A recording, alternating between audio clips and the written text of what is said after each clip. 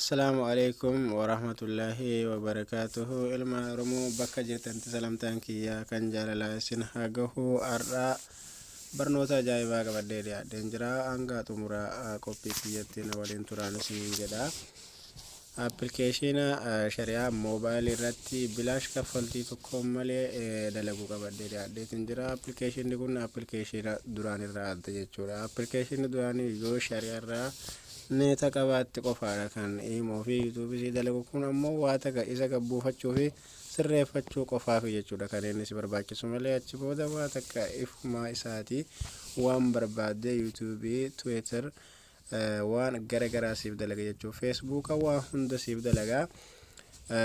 Akkuma beekamu namoonni hedduun keessan YouTube subscribe naaf gootanii jirtu. YouTubein koo Abduu Sabaa HD kanaadha. Abduu Sabaa YouTube ni seentu. Abduu Sabaa HD jettanii bifa Facebook kiyyaatiin kan jiru jechuudha. YouTubein kooti search gootanii akka subscribe naaf gootanii isiniin jedha. Subscribe gochuudhaaf video irratti gadhooftu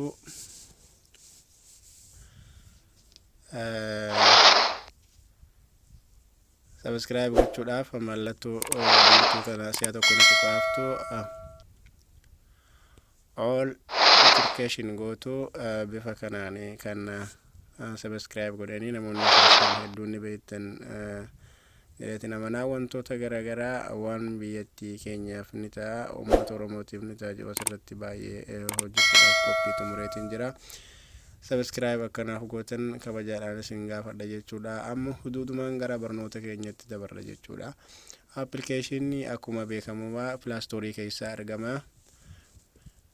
Okay, jettanii Sonesti kan jiru kana ani waanin duraan buufadhee jiruuf maqaan isaa salphumatti naa baha. Isin search gootanii barreeffama kana ilaalattanii search gootanii gabbuufattan jechuudha.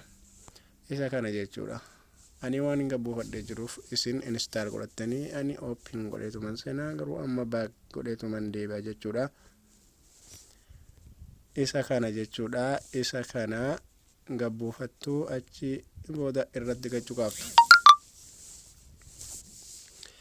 Aname inni laaf dalagu jira waan ta'eef isaanin isin garsiisaa jira waan ta'eef amma stop godheetiin dhaabee isin garsiisa jechuudha. Okay, iddoo xayyaaraa kananiitu jechuudha. Jalqaba irratti bakka tana si'a argattu asirratti si'a tokko kanarra deefattu jechuudha. Okay, iddoo xayyaaraa kana si'a tokko akkanatti gattu kanatti isin dhufa jechuudha. Asirratti raayitii godhattu jechuudha. KSA kajoo kana mobile free kajoo kana irratti si'a tokko harkaan gachuu qabdu raayitii gootanii jirtu jechuudha. Achi booda start bakka jiru kana si'a tokko gachuu qabdu jechuudha. Stop gaafa jedhetti amma stop jedhee jira waan ta'eef amma akka ajaa'ibatti dalagutti jira jechuudha. Bakka sanatti yoo isiniif dalaguu didee irra deddeebitanii yaaluu danda'u qabdu. Hiriyoottan keessaniif share gochuu akka hin daganne wal jajjabeessuun waan beeknu wal barsiifne waan hin beekne walirraa barachuun aaduma uummata keenyaati waan ta'eef share gootanii hiriyoottan keessaniif akka dabarsan isiniin jedha. Galatoomaa.